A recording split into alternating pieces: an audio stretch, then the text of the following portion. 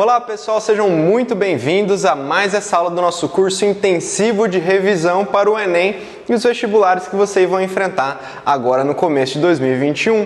Essa é a nossa aula 16 e hoje nós vamos falar sobre Botânica parte 2. Lembrando que na nossa última aula nós falamos sobre aquela revisão zona sobre a reprodução dos grupos vegetais, falamos sobre ciclo de briófitas, pteridófitas, gimnospermas e terminamos com as angiospermas, que é a parte que mais cai nos vestibulares a respeito de botânica.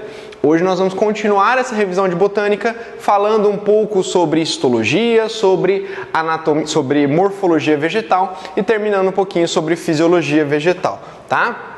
Antes de mais nada, ainda falando sobre as angiospermas, nós temos aqui um quadro que mostra as diferenças principais entre as angiospermas classificadas como monocotiledônia e dicotiledônia. Lembrando sempre que toda a aula do nosso curso intensivo, aqui embaixo do vídeo tem o PDF dos slides para que você possa fazer o download e acompanhar aí da sua casa, tá? Então sempre que eu falar de angiospermas,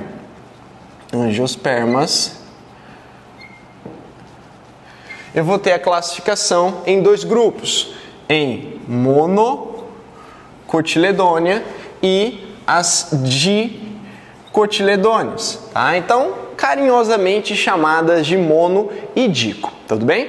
As principais diferenças entre essas plantas estão elencadas aqui neste quadro.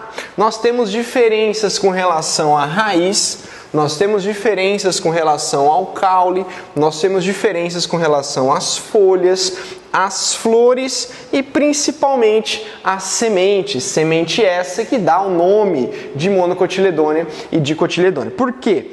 A monocotiledônia, o que é um cotilédone? Cotilédone é uma folha especial que armazena nutrientes e esses nutrientes são transferidos para o embrião quando ele germina. As monocotiledôneas têm apenas um cotilédone dentro da sua semente, enquanto que as dicotiledôneas apresentam dois cotilédones, tá? Essa é uma das primeiras e principais diferenças. Começando aqui, né, além da diferença relacionada à semente, com relação à raiz. As monocotiledôneas têm uma raiz chamada de fasciculada ou cabeleira, porque ela não tem uma raiz principal. É um monte de raizinha aproximadamente do mesmo tamanho que forma uma cabeleira. Pensa naquela mudinha, aquela plantinha de grama que você já arrancou do jardim e arrancou pela raiz, aquele tufinho de cabeleira, tá? Então isso é a classificação de monocotiledônia. Já a dicotiledônia tem a chamada raiz pivotante ou axial, é aquela planta que tem uma raiz principal, que é a raiz axial, axial vem de eixo, e a partir dessa raiz principal, raízes secundárias ou laterais vão partindo. Então isso é uma característica de dicotiledônia. Com relação ao caule, o caule das dicotiledôneas formam, muitas delas, o chamado tronco. O tronco é o que a gente conhece como árvore, é o que tem madeira, o que gera madeira, tá? Aquelas árvores que vocês já subiram na infância, subir numa árvore. Sempre que você sobe numa árvore, né, para fazer alguma brincadeira, alguma arte, quando criança, você está subindo num tronco, você está subindo numa dicotiledônia, porque monocotiledôneas não tem tronco.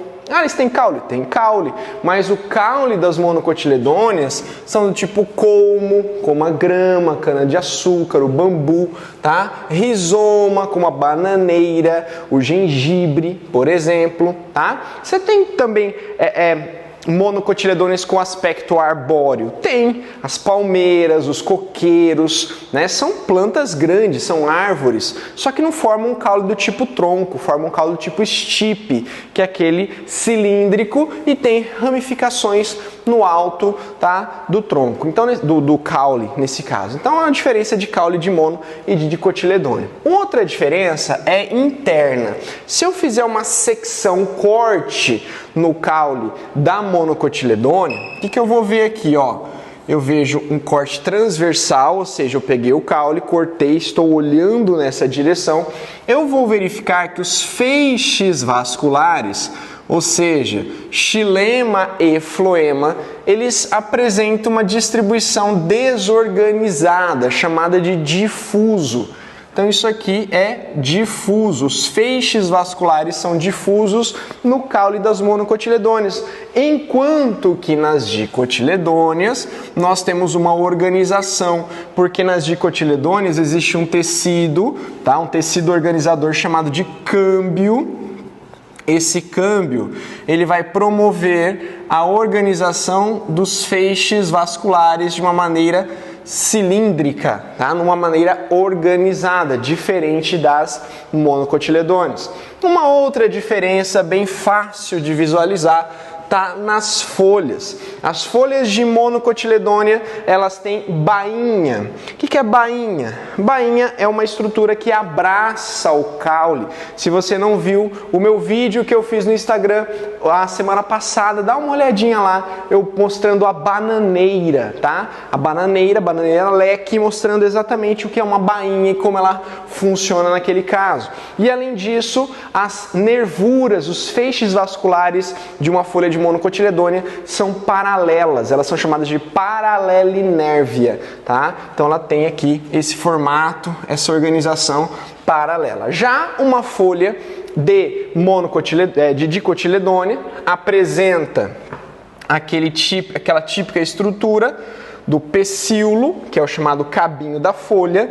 Depois você tem o limbo foliar, que é a parte laminar, e aí você tem as nervuras que partem de uma nervura central de uma maneira ramificada, que nós chamamos de reticulada. Então quer dizer que as dicotiledôneas têm folhas com nervuras reticuladas, enquanto as monocotiledôneas têm folhas com nervuras paralelas ou paralelinérvias, tá? A dicotiledônea também pode ter bainha, só que a bainha da dico é muito menor que a bainha da monocotiledônea. Outra característica aqui relacionada à flor, tá? Até foi uma enquete que eu coloquei no Instagram, né, nesse final de ano. Como é que eu ia saber que aquela planta que eu mostrei lá na figura era uma dicotiledônea, né? Visualmente ali pela foto. Alguns disseram nervuras reticuladas, que estava correto, mas apesar de não estar tão evidente, dava para ver que as nervuras da folha eram reticuladas, mas a resposta que eu queria era isso aqui. A florzinha que eu mostrei lá no story, ela tinha 5 pétalas, ela era uma pentâmera, que é uma das características de plantas dicotiledôneas. As folhas têm 5 pétalas, as peças florais, os verticilos florais, o que quer dizer isso?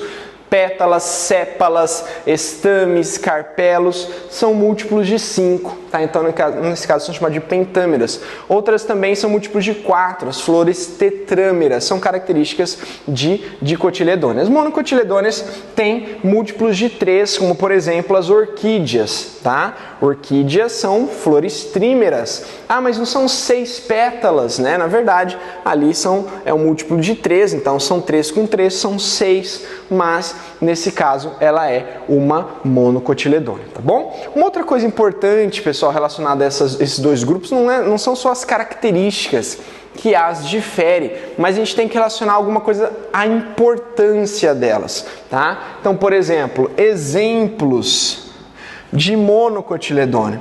Eu vou ter aqui as gramíneas. Gramíneas. Quando eu falo gramínea, eu estou dizendo capim.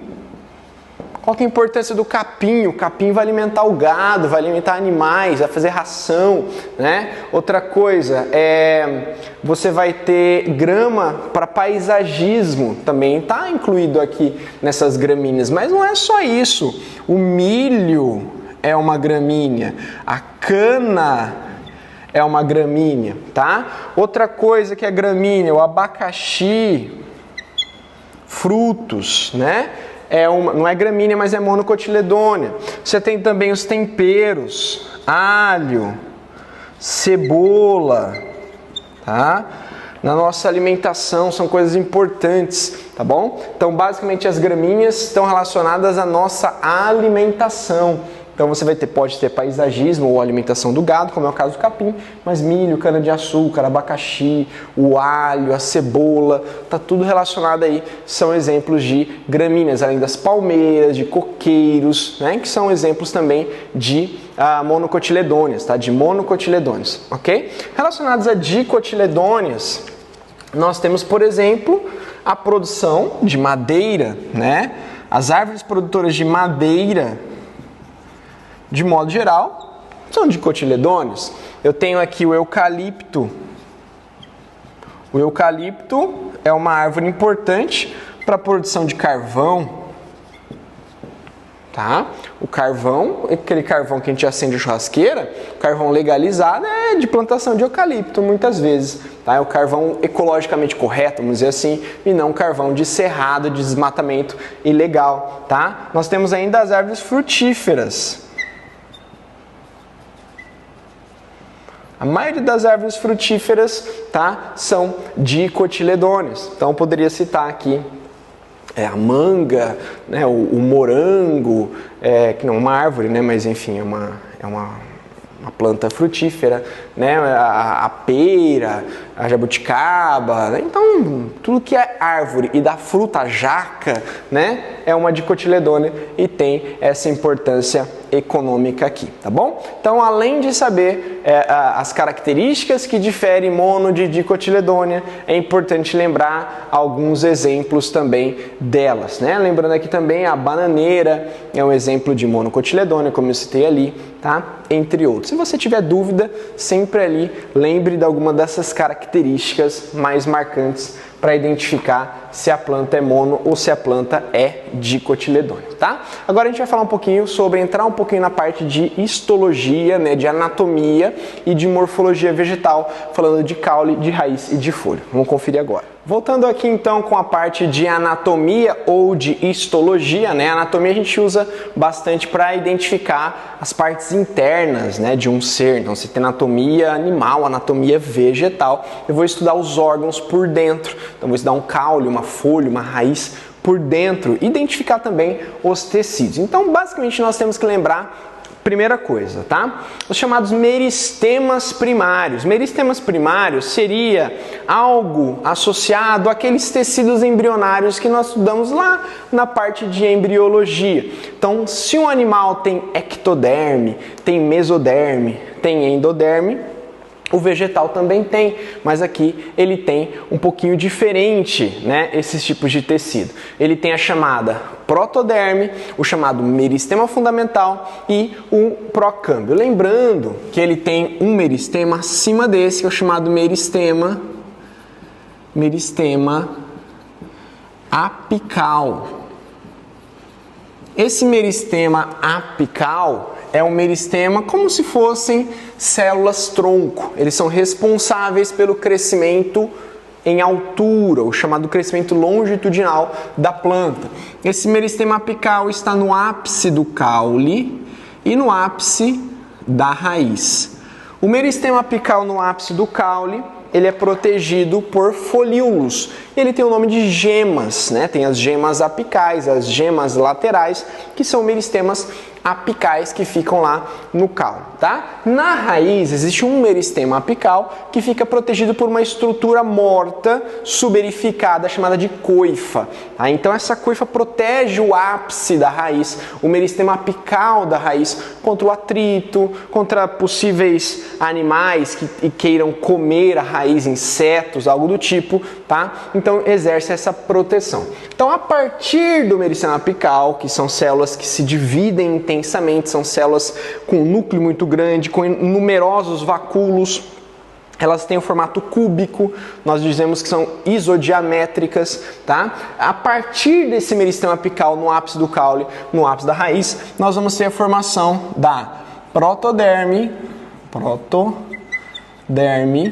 nós vamos ter a formação do meristema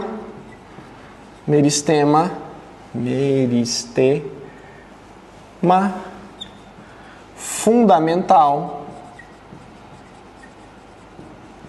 e também do procâmbio.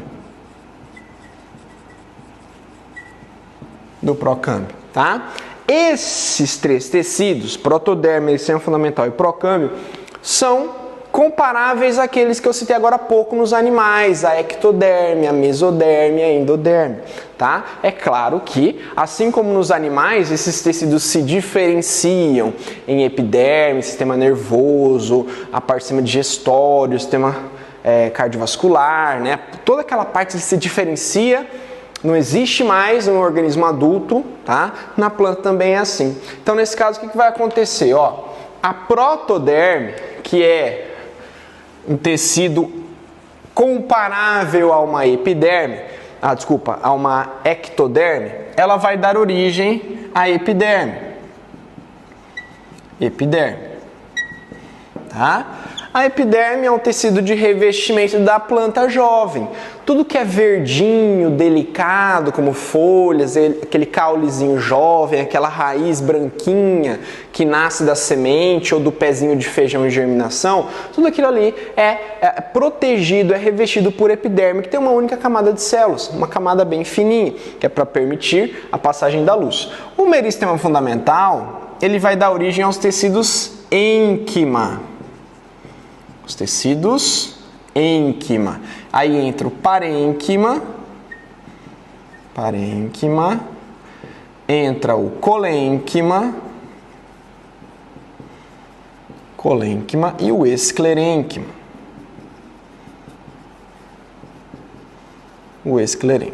Tá? São os tecidos ênquima que eu poderia comparar, por exemplo, a mesoderme em um animal. Tá? Aí nós temos aqui o procâmbio. O procâmbio vai formar o xilema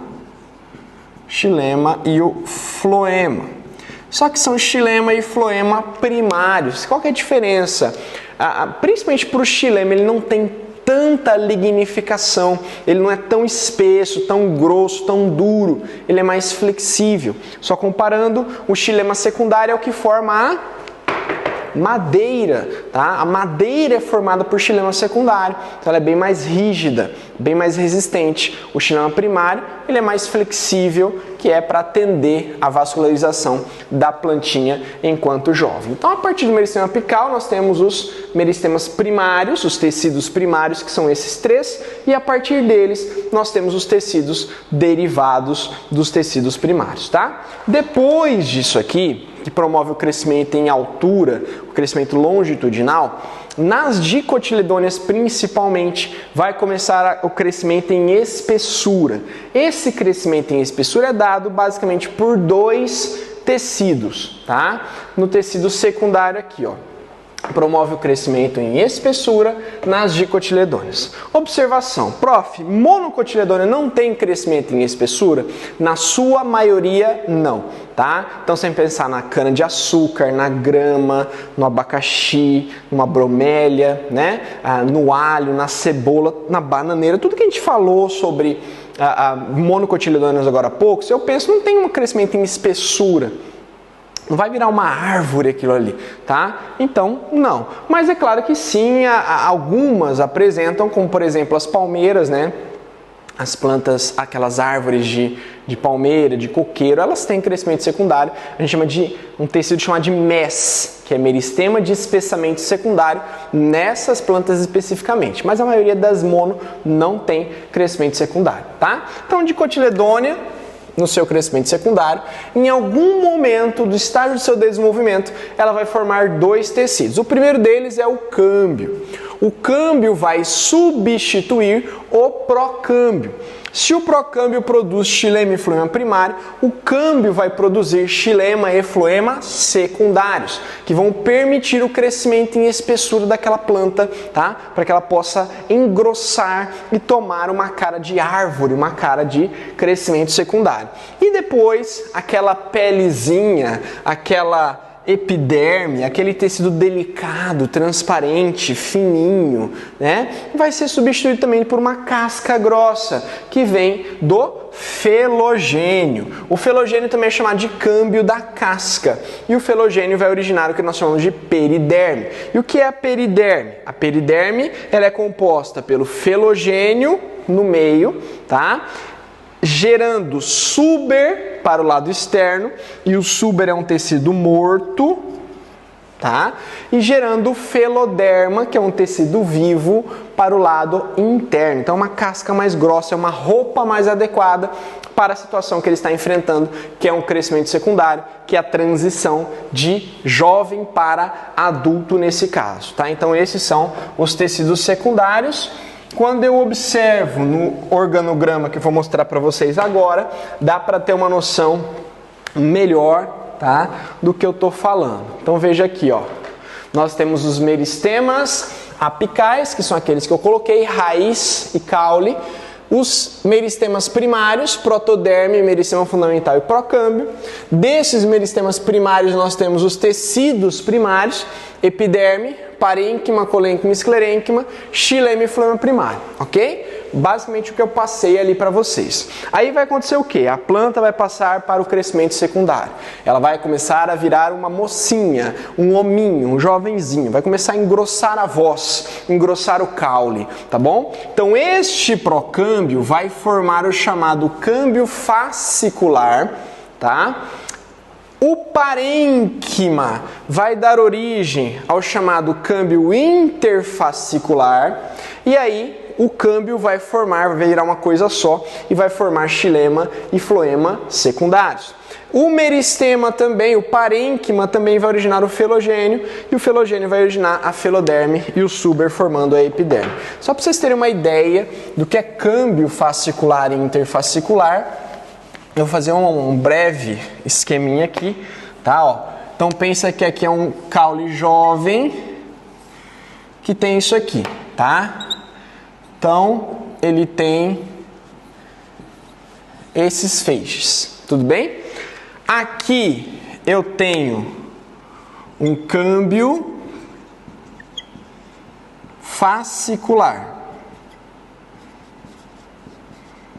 O câmbio fascicular está dentro do feixe, está dentro do fascículo. E esse câmbio fascicular é originado do procâmbio. Procâmbio, tá? Entre dois feixes, eu tenho o câmbio interfascicular. Esse câmbio interfascicular está entre os feixes e ele é originado do parênquima. Uma vez originado, independente se ele é originado do parênquima ou do procâmbio, se ele é interfascicular ou fascicular, ele vira um câmbio, uma coisa só. E a partir daí o crescimento se estabelece, o xilema é produzido internamente, né, para dentro, voltado para dentro do câmbio, então essa região aqui seria preenchida com xilema, e o floema para fora, então sempre essa constituição, floema para fora, xilema para dentro, partindo do câmbio, que pode ter duas origens, ou procâmbio vai ser fascicular, ou parênquima vai ser interfascicular. Aqui também tem parênquima, que vai originar o felogênio. E o felogênio vai originar suber para fora, feloderme para dentro, dando origem à periderme, que vai substituir a epiderme no seu crescimento secundário. Tá? Nós vamos falar um pouco mais sobre isso, sobre periderme, um pouco mais adiante nessa aula de hoje, certo? Vamos falar agora, pessoal, sobre morfologia de raiz. E a gente vai falar dos tipos diferentes de raiz que nós podemos encontrar. Dá uma olhada ali, ó. Olha só, eu vou pegar aqui uma raiz de dicotiledônia, tá? Uma raiz de dicotiledônia, uma raiz axial ou pivotante, que tem esse eixo, certo? Aqui na ponta ela tem o meristema apical,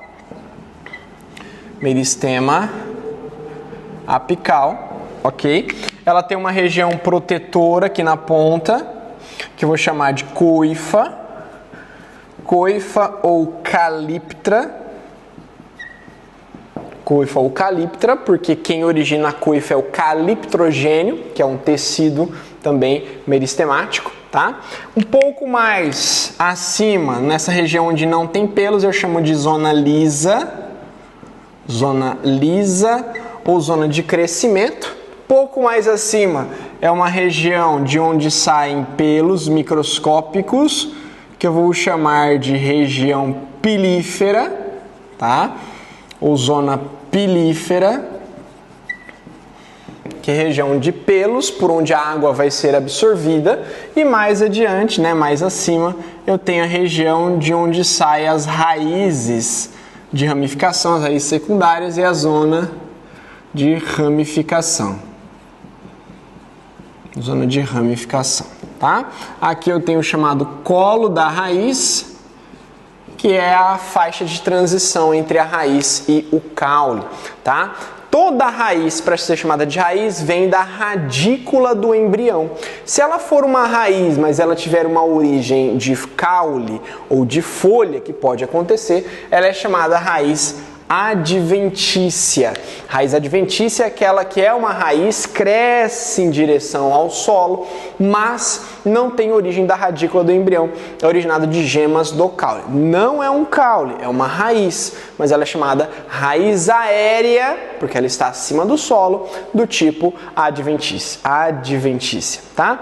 Normalmente as raízes são subterrâneas, os caules são aéreos, mas eu tenho raiz aérea e eu tenho caule subterrâneo, como nós vamos ver ainda. Então aqui eu tenho aquela raiz de dicotiledônia que eu mostrei para vocês, a mandioca é um exemplo. Eu tenho raízes adventícias que crescem na base do milho.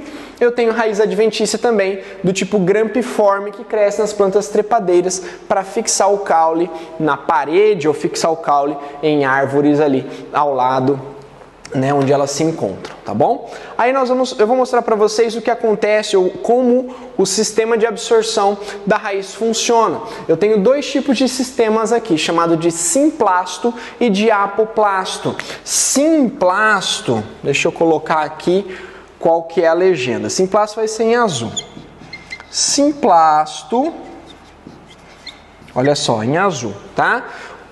Toda vez que a raiz estiver envolta por água e sais minerais, ela vai promover a absorção. O que vai acontecer? Primeiro, para que ela absorva, ela precisa transportar sais minerais ativamente para o interior da raiz, de modo com que o solo ao redor da raiz fique menos concentrado, fique hipotônico, tá? E o interior da raiz fique hipertônico.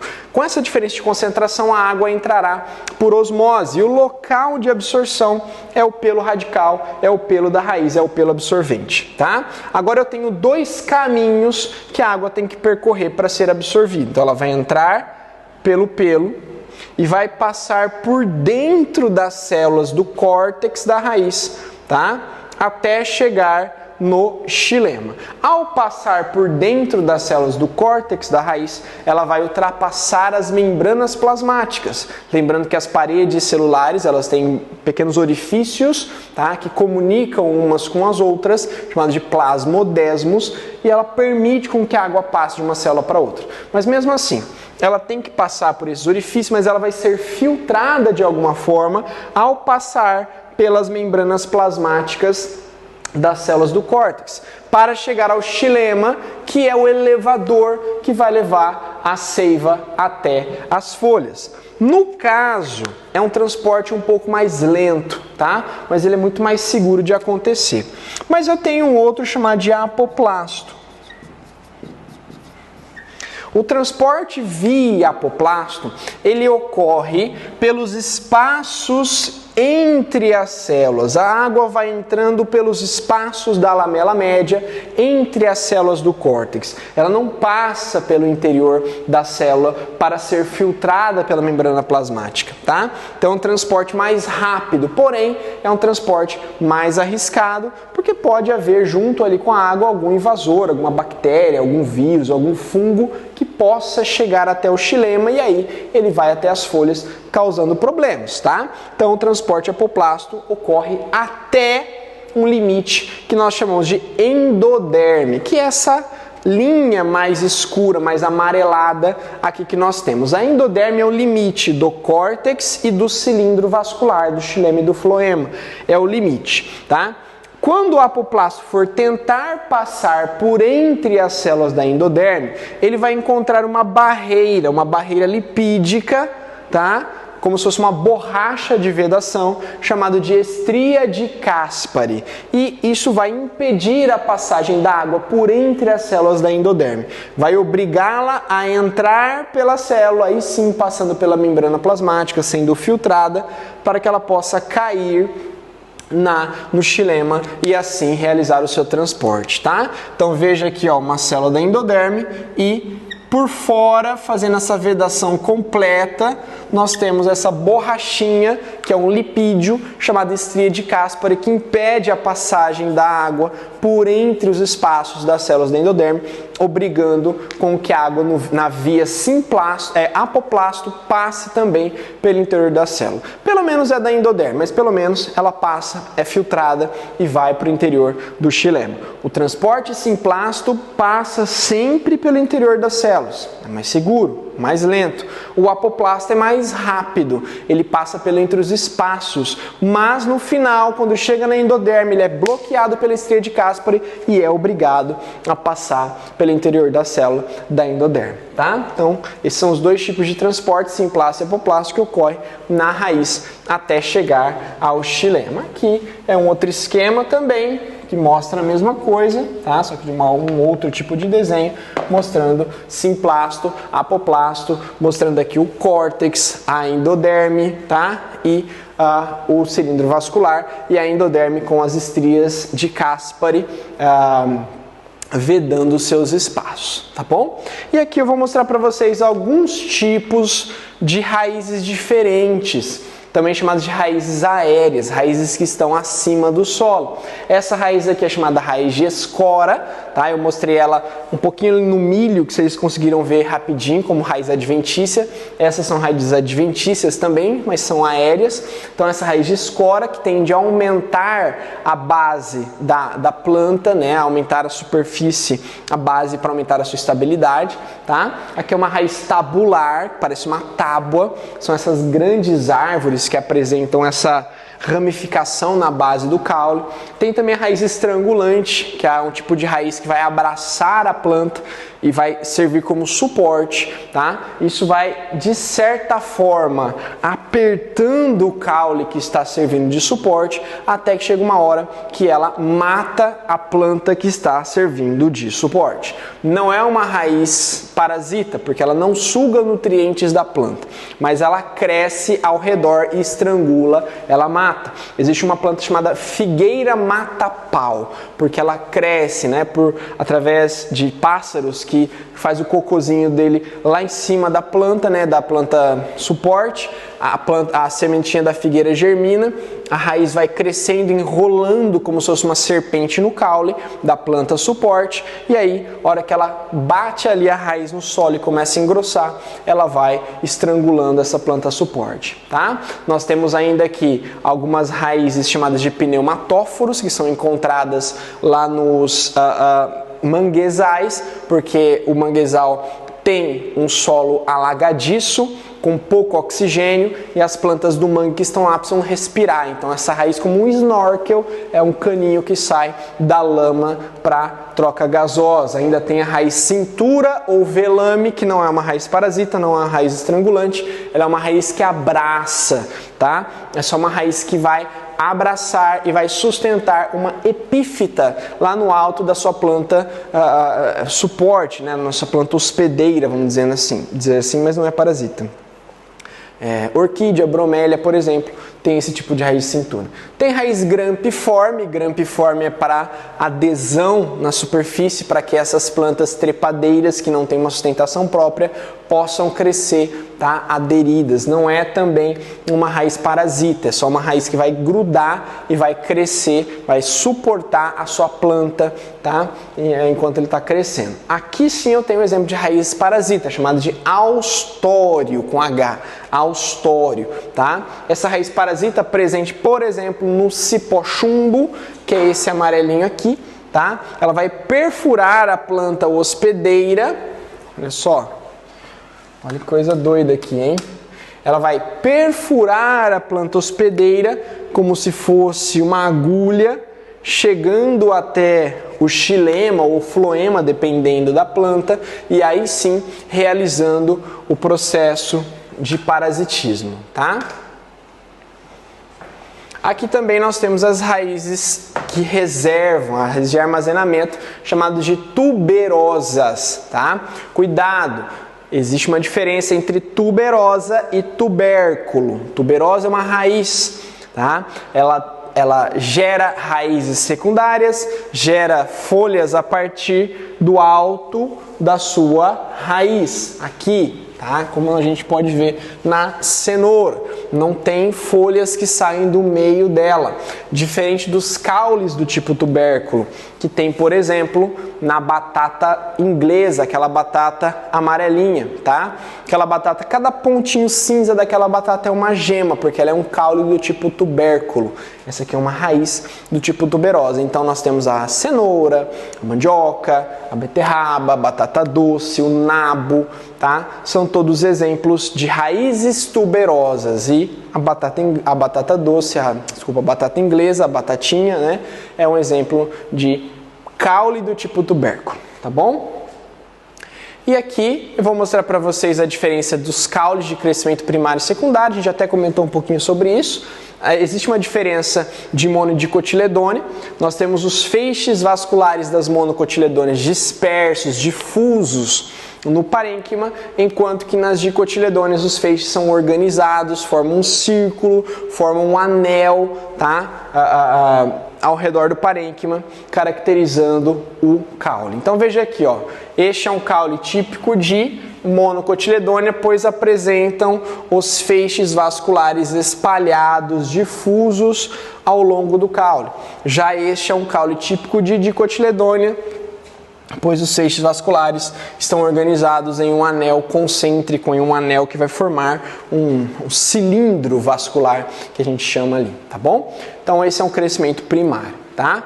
No crescimento secundário, a maioria das mono não tem crescimento em espessura, como eu comentei, com exceção das palmeiras, dos coqueiros, que tem o meristema de espessamento secundário, tá? Já nas dicotiledôneas, o câmbio vai formar, né, o floema para fora e o xilema para dentro, e o felogênio vai formar a periderme, que substitui a epiderme. Então aqui dá para ver a diferença entre um caule de dicotiledônea em crescimento primário, onde nós temos aqui é a região medular, tá, ó, essa aqui é a região medular, é a medula, tá? E aqui eu tenho os feixes. Os feixes sempre são separadinhos aqui, ó.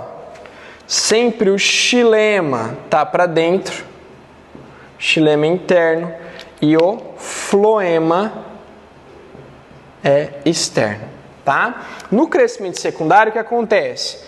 A medula continua do mesmo tamanho que era, ela não diminuiu.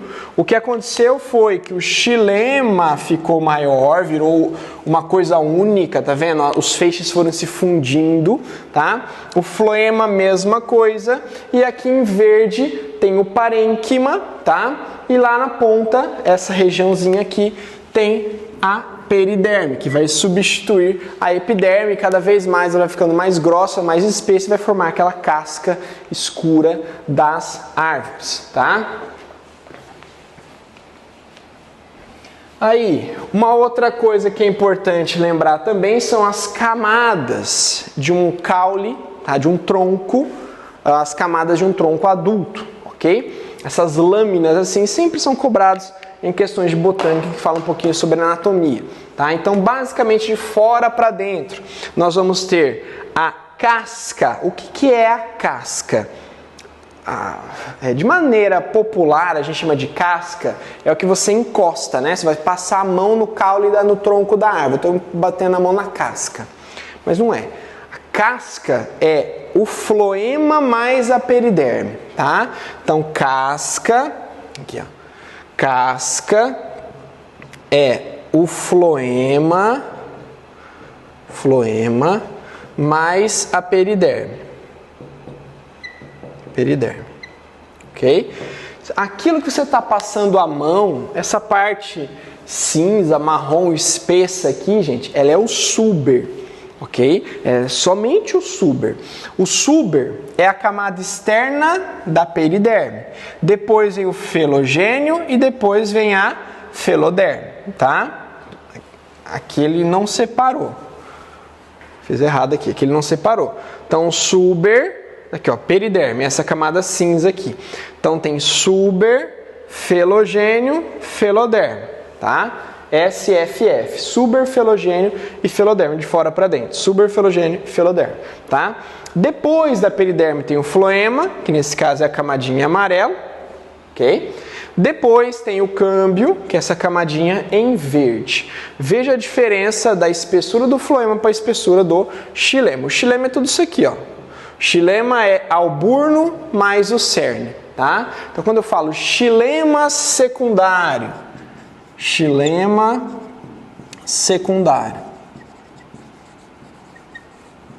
o xilema secundário é o que? É o alburno mais o cerne. Qual que é a diferença de alburno e de cerne? O alburno é uma parte mais clara, é uma parte menor e mais clara. O alburno é o xilema condutor. É o xilema condutor. É o xilema que transporta a seiva bruta para as folhas. O cerne é uma região central, é uma região mais escura e normalmente é uma região que não está conduzindo. Então ele é chamado não condutor. Condutor. Tá? Em alguns livros fala de xilema funcional e não funcional. Mas olha só, uma das funções do xilema é sustentar a planta, não é só conduzir, tá? Então o cerne ainda está realizando uma das suas funções, que é manter a planta em pé, sustentando, porque grande parte da madeira do xilema é cerne, não alburno.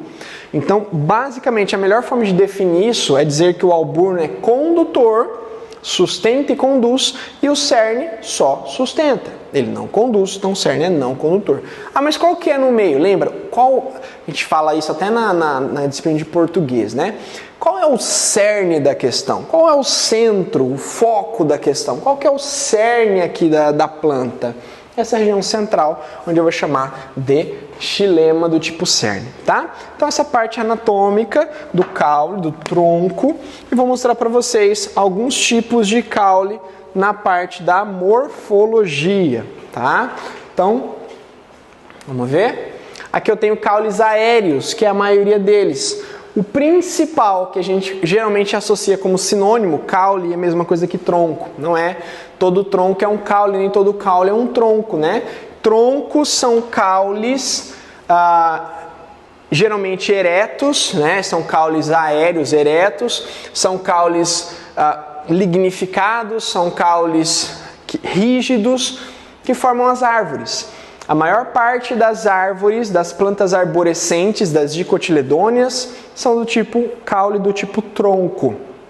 Tem caule que parece com tronco? Tem, mas não é tronco, é estipe, que é o caso das palmeiras, onde nós não temos galhos que se ramificam, nós temos folhas que saem lá no alto do caule, da estipe, e não do tronco, tá? Outra coisa, outro tipo de caule que nós temos, esse mais para monocotiledônea, colmo do tipo oco, que é o caso do bambu, colmo do tipo cheio, que é o caso da cana-de-açúcar. O que é a característica de um colmo? Ele é cilíndrico e tem essas marcações, ó, esses riscos no meio do caule. Isso aqui são chamados de nós, que é de onde partem gemas laterais e possíveis ramificações foliares.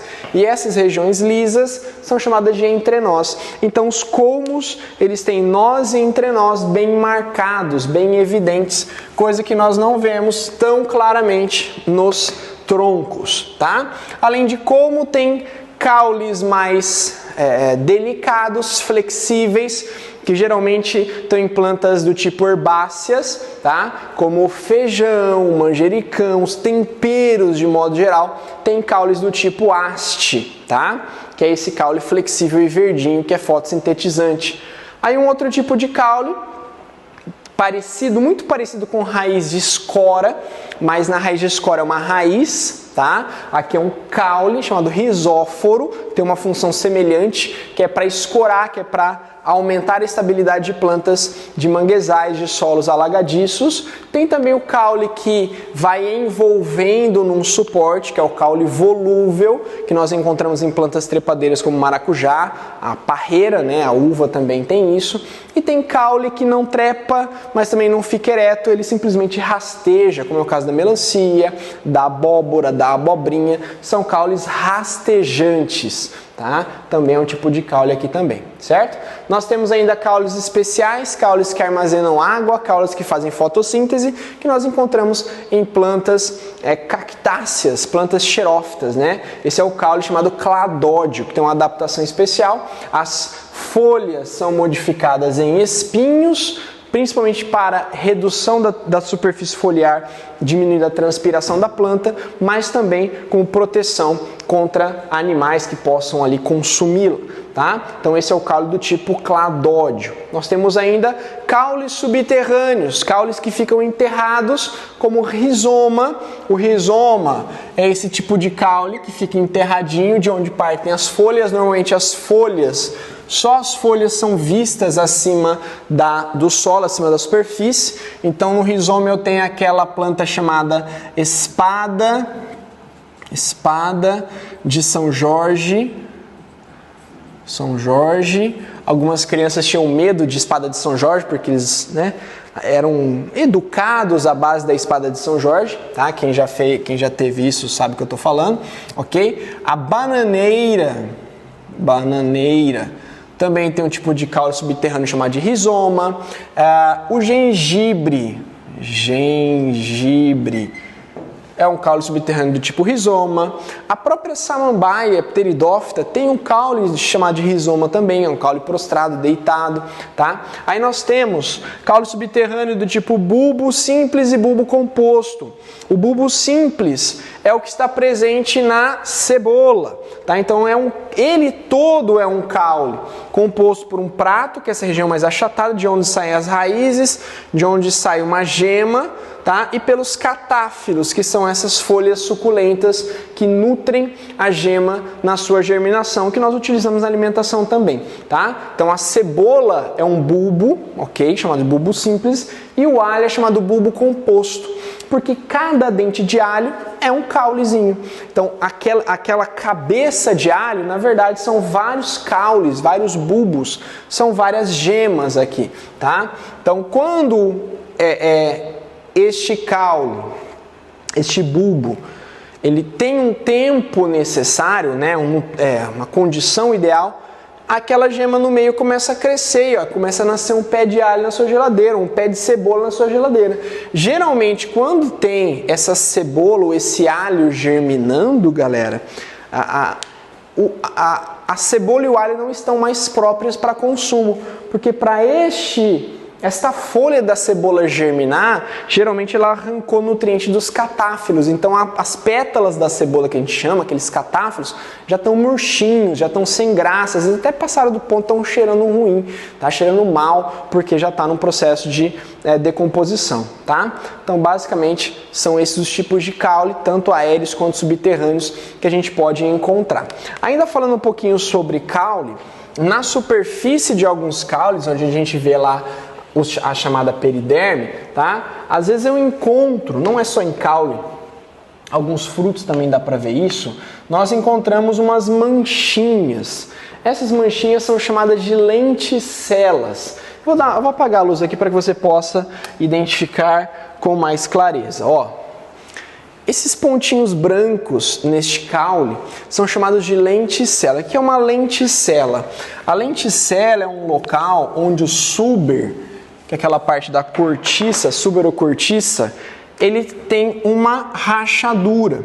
E essa rachadura permite que haja uma troca de gases ali, para que as células vivas, principalmente do felogênio e da feloderme, possam respirar, já que elas não vão fazer fotossíntese ali, tá? Então, olhando com mais detalhes, o que acontece, ó? Essa parte em azul é uma parte viva, uma parte normalmente de floema. Essa parte em vermelho é uma parte morta. Então vejam, a diferença aqui, ó, se o oxigênio está aqui e o floema precisa dele, ele tem que atravessar toda essa parte morta até chegar ao floema. Com a lenticela, esse trabalho é facilitado, tá? Então isso ajuda a respiração dos tecidos vivos do caule, tá bom? Quando eu tenho, então isso faz parte, a lenticela faz parte de uma periderme, tá? Quando eu tenho várias peridermes sobrepostas, as peridermes mais superficiais passam a ser descartadas. E aí eu passo a ter o chamado ritidoma. O que é ritidoma? Ritidoma é quando, por exemplo, acontece, tá, aquelas descamações de caule, como ocorre muito na jabuticaba, no pé de goiaba, onde a casca vai se soltando, tá? Isso aqui é chamado de ritidoma. Então ela vai liberando pedaços que, né, estão sem utilização ali. A periderme é tão grande, ou são tantas peridermes sobrepostas, como por exemplo nesse slide aqui, ó, cada linha branca dessa é uma periderme. Então você tem ó, o floema, então ó, 1, 2, 3, 4, 5, 6, 7, 8, 9 peridermes sobrepostas, fazendo com que aquela periderme superficial seja descamada. Veja, não é uma periderme única e grossa, aquele monte de suber. Você tem vários felogênios ali.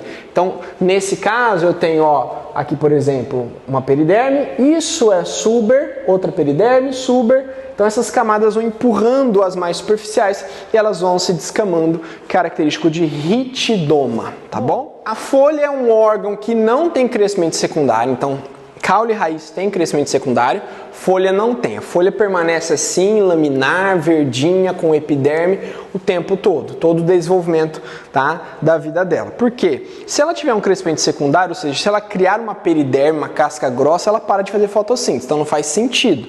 Tá? E eu preciso aqui, usando essa folha de dicotiledônia, porque eu vejo que as nervuras estão reticuladas, nós precisamos saber um pouco das partes das folhas. Então nós temos o limbo, que é essa parte laminar, que vai aumentar quanto maior a superfície, mais fotossíntese ela consegue fazer, só que mais transpiração também ela vai ter. Então você tem que associar a superfície da folha com a transpiração. Locais muito quentes, muito secos, não podem ter plantas com superfície muito grande, folhas muito largas.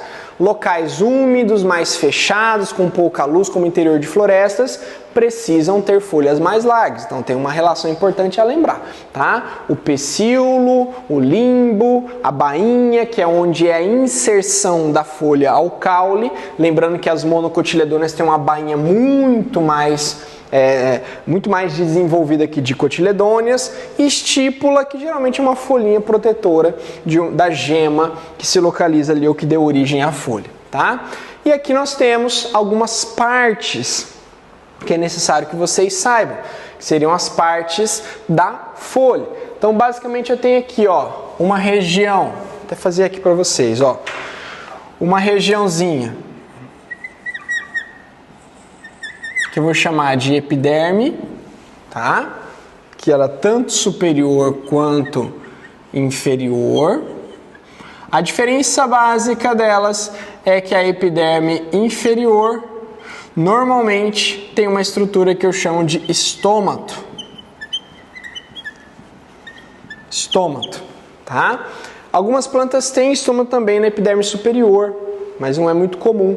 As plantas de sol, principalmente, têm estômatos protegidos na epiderme inferior, tá? Abaixo da epiderme superior nós temos células em forma de palitos, chamados parênquima palissádico. E depois nós temos células mais arredondadas, que deixam lacunas, que deixam espaços, parece uma esponja, chamado de parênquima esponjoso ou lacunoso. E ainda aqui nós temos a nervura ou o feixe vascular, que fica nessa região, floema para baixo, xilema para cima, sempre vai ser essa constituição, tá? Então, olhando para o nosso desenho aqui, você pode completar aí no seu slide o número 1. Não sei se vai estar na ordem aqui, tá? Não, não está na ordem, eu ainda errei o botão. Não tem problema. O número 1 aqui é a epiderme. Epiderme, nesse caso é uma epiderme inferior ou abaxial, tá? Número 2 é o estômato, aqui o estômato. Essa planta que tem estômato na parte inferior, estômatos, ela é chamada de hipostomática. Hipostomática, tá? O hipoestomática, que são plantas de sol, são plantas que recebem radiação diretamente, ok? Nós temos ainda plantas epistomática. Vou escrever errado aqui. Epistotomática, não. Epistomática, tá? Que são os estômatos localizados na parte superior da folha, na parte de cima, que ocorrem em plantas aquáticas, tá bom? E anfistomática, que são plantas, por exemplo, de sombra, plantas de sombra, que não tem radiação direta, ela pode ter tanto estômato na parte de cima quanto na parte de baixo ao mesmo tempo, tá bom? Então aí no número 3 é isso aqui, é o feixe vascular, lembrando que filema é para baixo, xilema é para cima, tá? O 4 é o parênquima lacunoso ou esponjoso.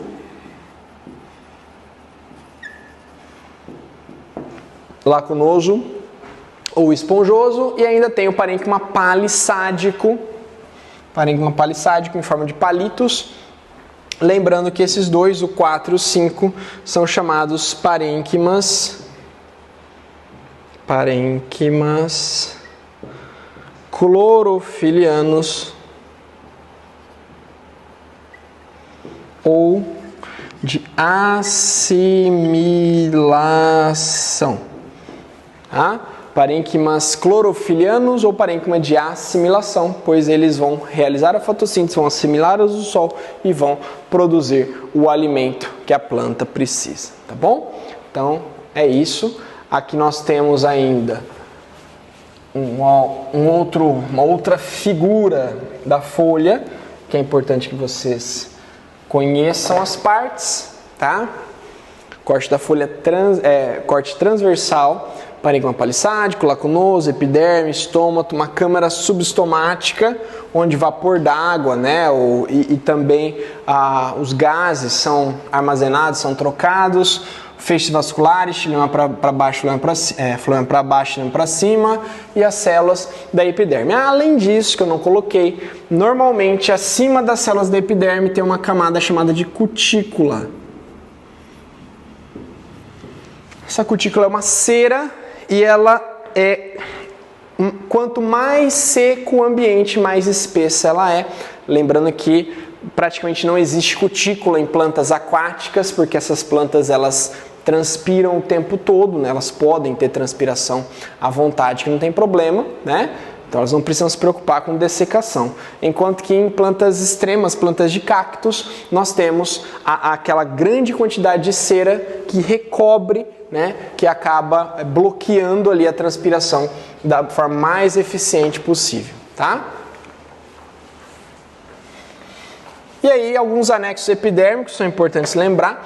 Todos esses aqui são derivados da epiderme. A cutícula, eu acabei de falar para vocês, que evita a transpiração, certo?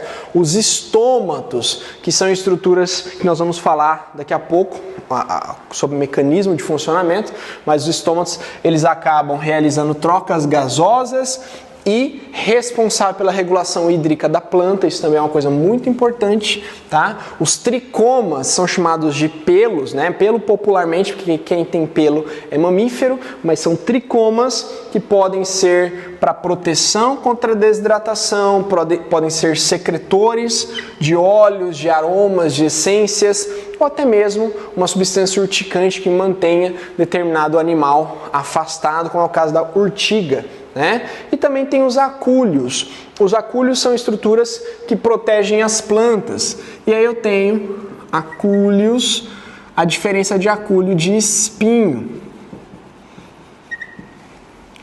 Os dois têm uma função de proteção. Nesse caso, o acúlio tem uma função basicamente de proteção, afastar um predador ou um animal que queira fazer mal para a planta. O acúlio. O espinho também tem essa função, mas o espinho tem uma função que vai além, que é uma função de evitar a transpiração ou diminuir a transpiração. O acúlio já não tem essa função, tá? Então, basicamente, o acúlio é um anexo epidérmico, tá? O espinho é uma folha modificada. Ok? O acúlio não tem, sem feixes vasculares. Acúlio não tem xilema e floema dentro dele. O espinho tem, com feixes vasculares. Tá? Outra coisa, o acúlio, ele sai com facilidade, ele é facilmente destacável. Facilmente destacável, tá? O espinho não é facilmente destacável. Tá? Outra coisa interessante que acúlio geralmente ocorre em caules. Só em caules, tá? Só em caules. Espinhos, em troncos no caso. Tá? Espinhos geralmente ocorrem em cladódios, em cactos, por exemplo. Então, exemplo aqui, ó, roseira, no caso, a paineira, tá? Aqui eu tenho um exemplo do limão, pé de limão, limoeiro, tá? Laranjeira, cactus, são exemplos de espinhos, tá bom? Então aqui nós temos os estômatos, tá? Com seus ostíolos, células guarda, células anexas, tá? Aqui estômato visto numa microscopia eletrônica em 3 dimensões para mostrar para vocês, né, a posição e o formato. Ali um estômato fechado e aqui um estômato aberto, tá? Aqui os acúlios, os espinhos e os tricomas, tá? E aqui uma visão de acúlios de uma paineira no tronco, né? Parecem bem pontiagudos e são, né? Protegem bastante, mas são feitos de suber, não é uma folha modificada, tá? São feitos de suber, são anexos da epiderme, são anexos do caule, né? Nesse caso. Ainda nós temos os tipos de parênquima, né? Os parênquimas são coringas relacionados a esses tecidos, né? Dentro que a gente coloca lá dos tecidos ênquima, o parênquima é um coringa, porque ele tem muitas funções. Parênquima eu posso ter função aqui, ó. Vou colocar para vocês.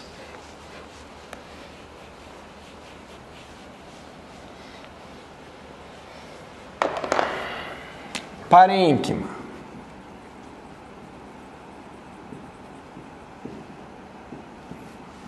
Os parênquimas, né, são tecidos vivos, sempre, tá? E ele vai ter lá, função de armazenar ar, aerênquima.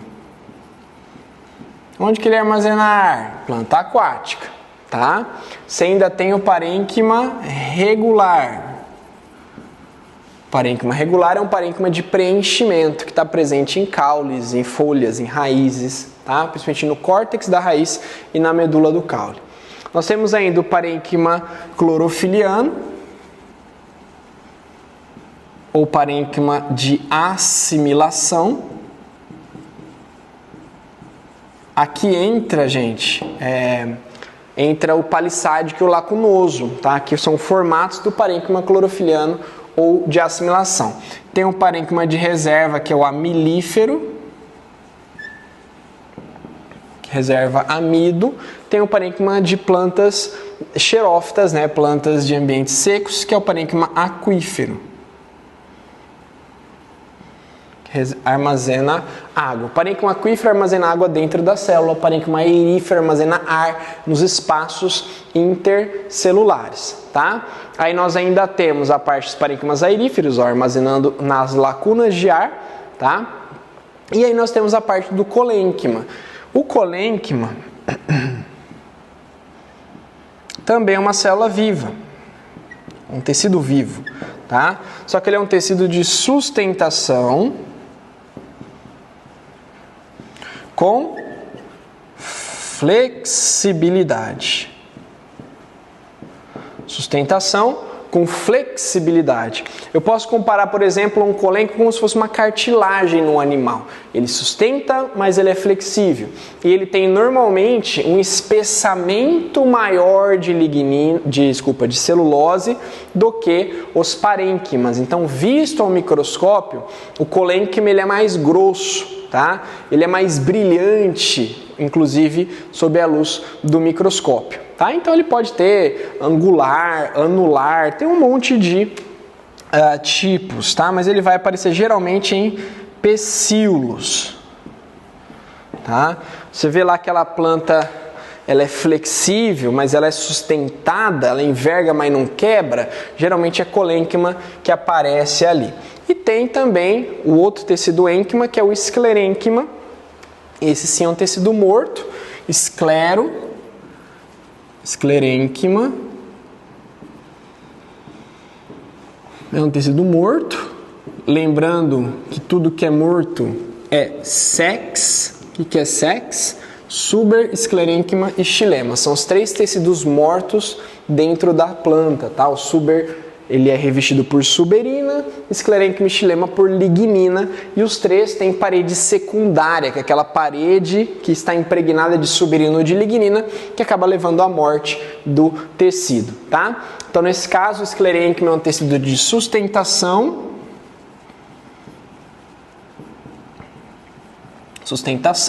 só que ele é rígido, diferente do colênquima, que é a sustentação com flexibilidade. E ainda dentro do esclerênquima nós temos os tipos fibras, tá? Que são alongadas, e temos também o tipo esclereídes, tá? Que são mais na forma estreladas. Tá? Esclereíde você vai encontrar desse jeito aqui, ó, tá? Por exemplo, dentro de alguns frutos como a pera. Quando você morde a pera suculenta, macia, você sente que parece que tem uns grãozinhos de areia ali dentro. Na verdade, não é areia, são grãos de esclerênquima, são esclereídes que servem para sustentação e proteção, tá? Aqui a parte da fibra e aqui a parte da esclereíde, beleza?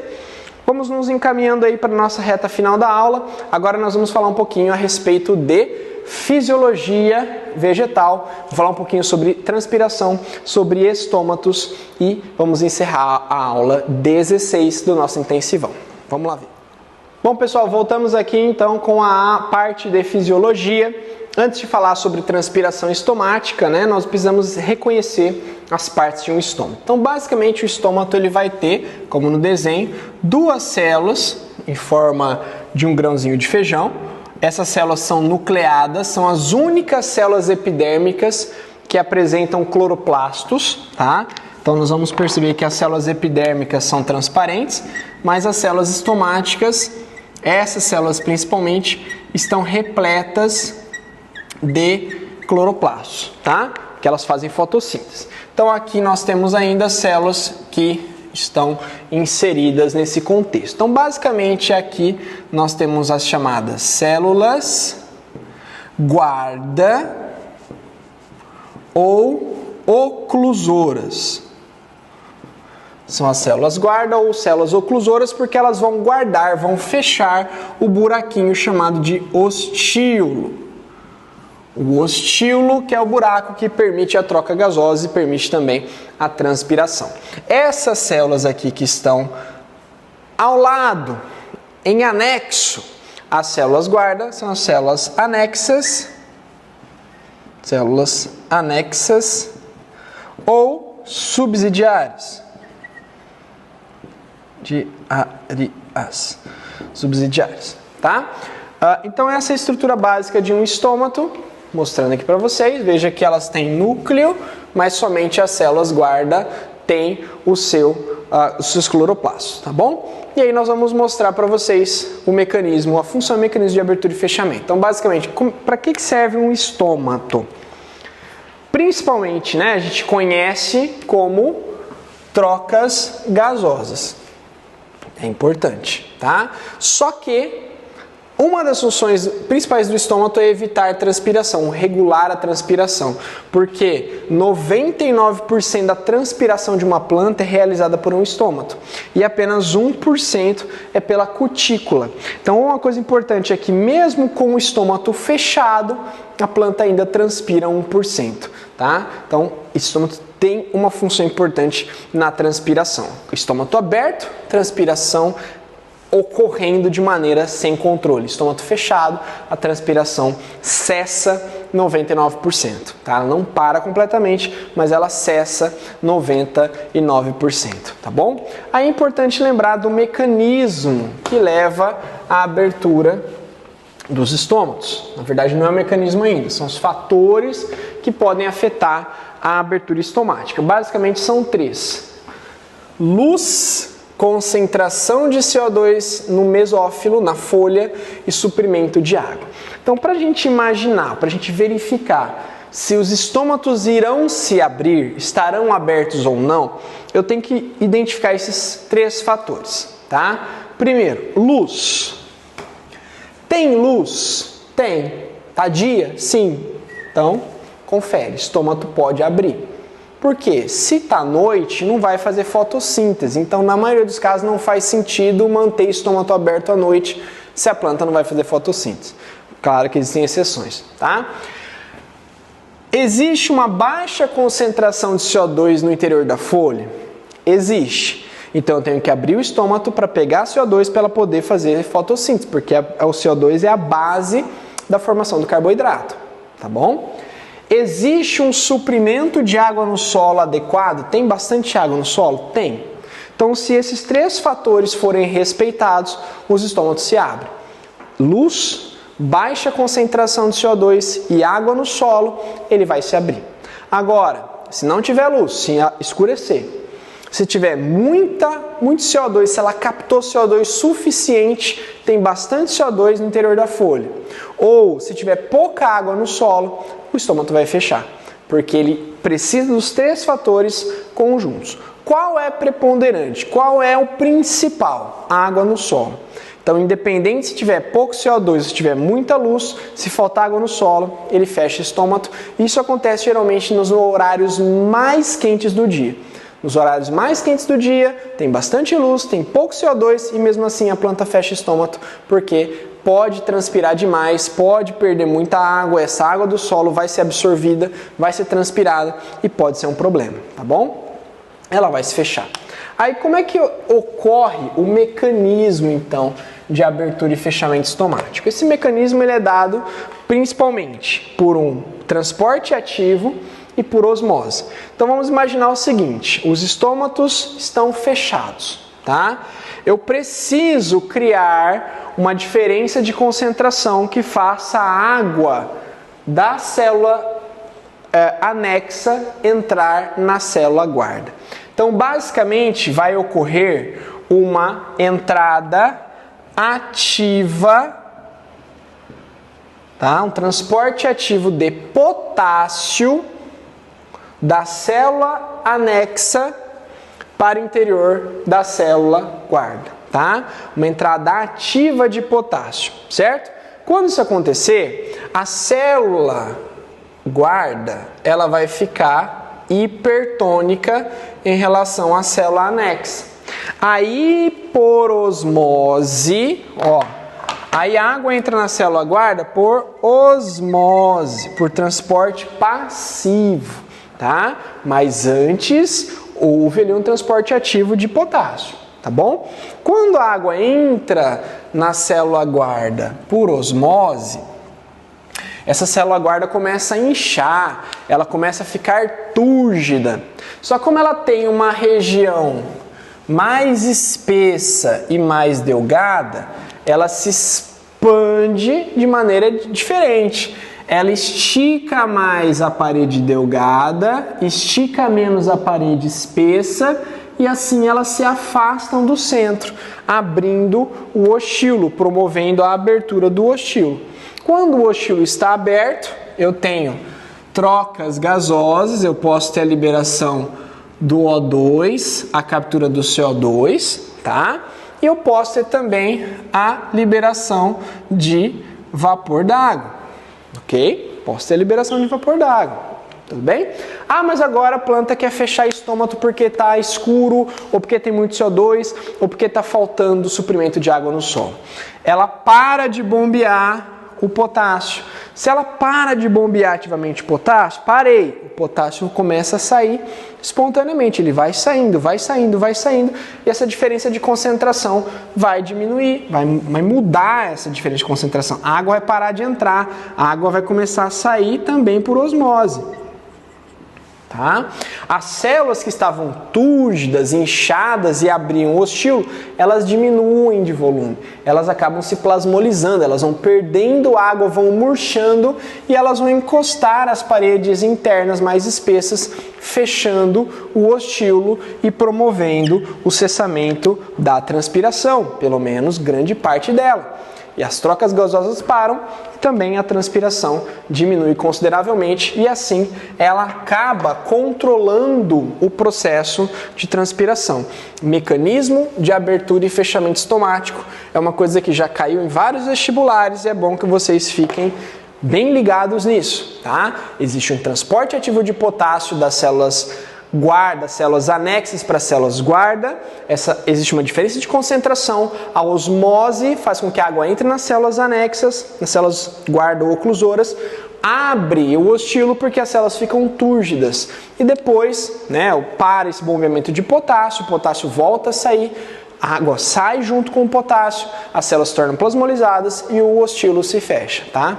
Então dê uma olhadinha nesse mecanismo de abertura e fechamento e dê uma ligada nesse quadro aqui, que são os fatores que influenciam na abertura dos estômatos. Então, luz, concentração de CO2 no mesófilo, água no solo.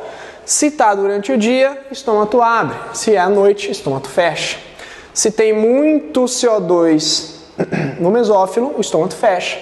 Porque eu não preciso mais de CO2 para fazer fotossíntese, porque já tem lá. Se tem pouco CO2, o estômago abre para pegar CO2 para fazer fotossíntese. Se tem muita água no solo, o estômago abre, porque ele pode transpirar tranquilamente. Se tem pouca água no solo, o estômago fecha, tá? Por isso que uma planta aquática que tem muita água, ela não se preocupa com transpiração. O estômago dela está sempre aberto, pode abrir tanto de dia quanto de noite e transpirar à vontade, porque tem água bastante ali para ela, tá? Então tem essa relação também. Aí nós temos esse gráfico de curva de fechamento relacionado à transpiração, que é uma coisa que cai bastante nos vestibulares, tá? O que acontece? Aqui eu tenho um gráfico de diferença de peso em relação ao tempo.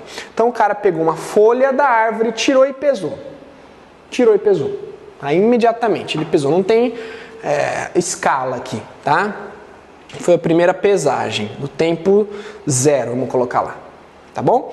Aí ele pesou, na verdade, aqui não foi no tempo zero. O tempo zero ele pesou lá. Aí ele pesou no tempo 1. No tempo 1, tá? O que aconteceu aqui? Existiu uma diferença da primeira para a segunda pesagem. Ele colocou lá, vamos colocar 10 gramas de diferença, tá? Aí ele passou lá o tempo 2, ele teve uma segunda pesagem. E teve uma diferença menor. Em vez de ter 10, teve 8, por exemplo. Tá? Aí na terceira pesagem a diferença foi menor, foi de 6. Aí na quarta pesagem a diferença foi menor, foi de 4. Aí na quinta pesagem a diferença foi de 2. Aí na sexta foi de 2, aí na sétima foi de 2, aí na oitava foi de 2. Ou seja, a partir da quinta pesagem, manteve constante a perda em gramas, tá? De uma pesagem para outra. Isso indica que aqui os estômatos estavam abertos, ou bem abertos, eles foram fechando e foi transpirando menos, e aqui os estômatos estavam completamente fechados. E essa perda foi constante. Não quer dizer que a massa da folha foi constante, tá?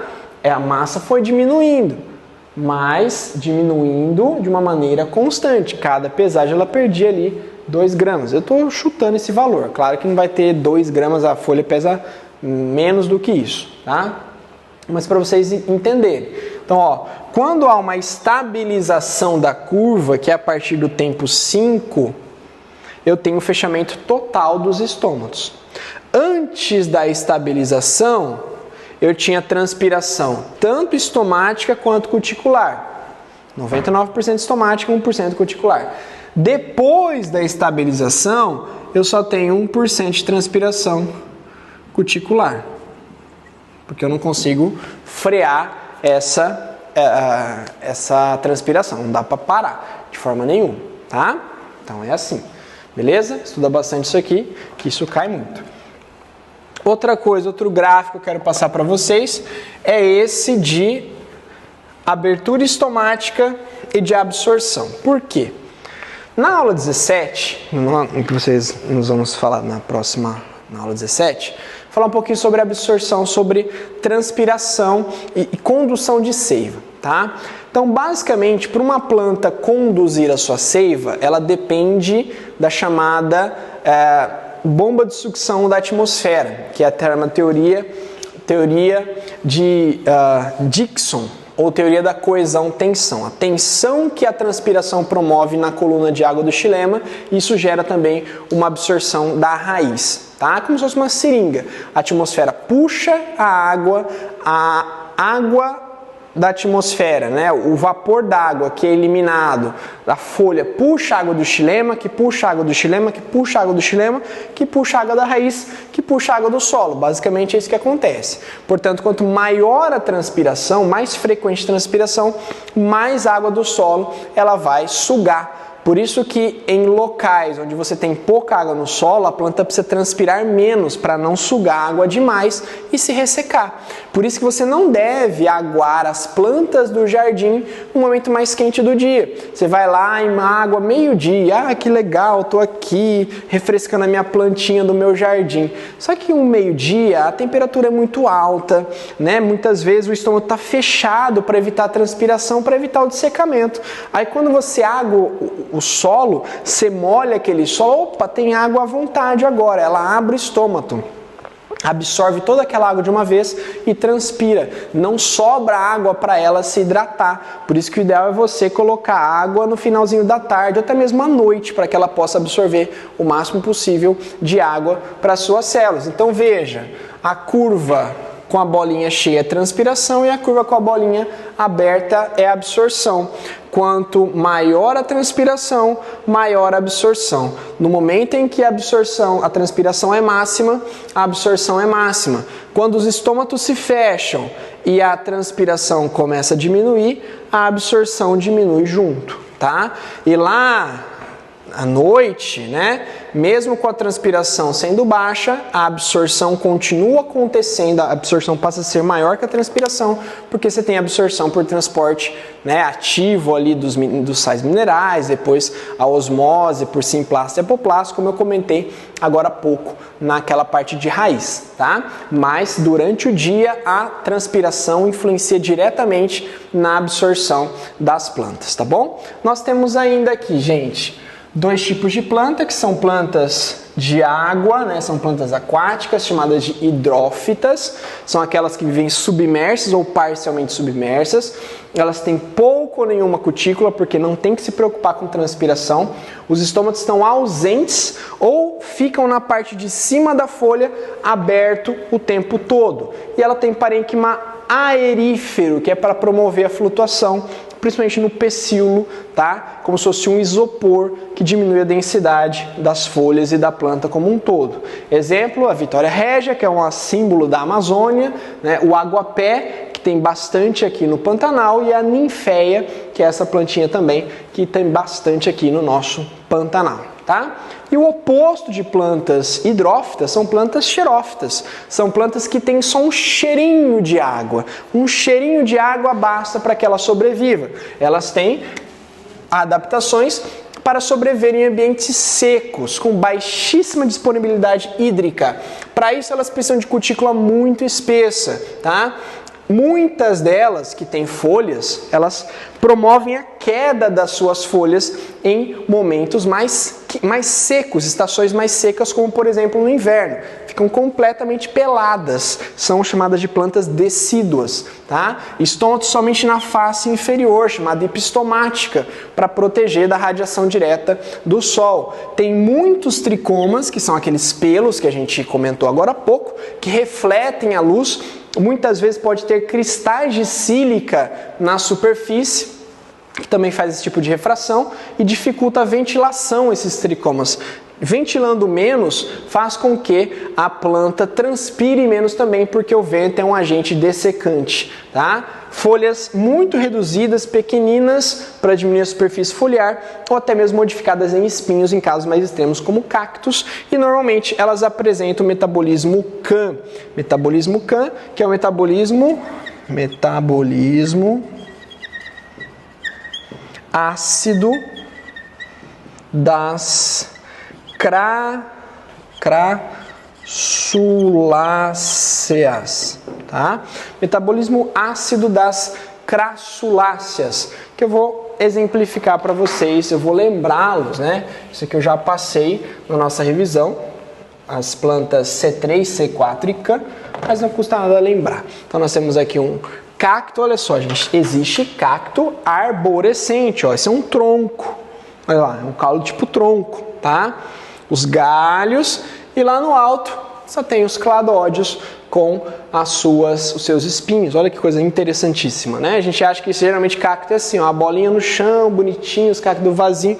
É uma árvore de cacto, aqui você não tem espinho nenhum, é só periderme, aqui é suber que está protegendo, mas lá no alto, onde era para ter galhos e folhas, tem o cladódio, que é aquele caule fotossintetizante, tá? Aí nós temos aqui a diferença entre plantas C3, C4 e CAM. A maioria das plantas são chamadas de C3. Por quê? C3 está relacionado com o carboidrato que é formado na fotossíntese. O primeiro carboidrato é um PGAL, um PGAL, que é um carboidrato de 3 carbonos. Esse é o primeiro carboidrato formado na fotossíntese. A maioria das plantas são assim. A maioria das plantas fazem o quê? Elas abrem estômatos durante o dia, captam CO2, o CO2 vai para o ciclo de Calvin, já vira o PGAL de 3 carbonos e a fotossíntese acontece. Se ela fechar estômato, para de captar CO2, para de acontecer fotossíntese na hora, tá? Então ela é bem direta mesmo. Abriu o estômato, captou CO2, fez fotossíntese. Fechou o estômato, não tem mais CO2, acabou a fotossíntese. A maioria das plantas são assim. Aí nós temos as duas diferentes, que é a C4 e a CAM. O que elas têm em comum? Ambas armazenam CO2 na forma de um carboidrato de 4 carbonos, chamado de malato ou ácido málico.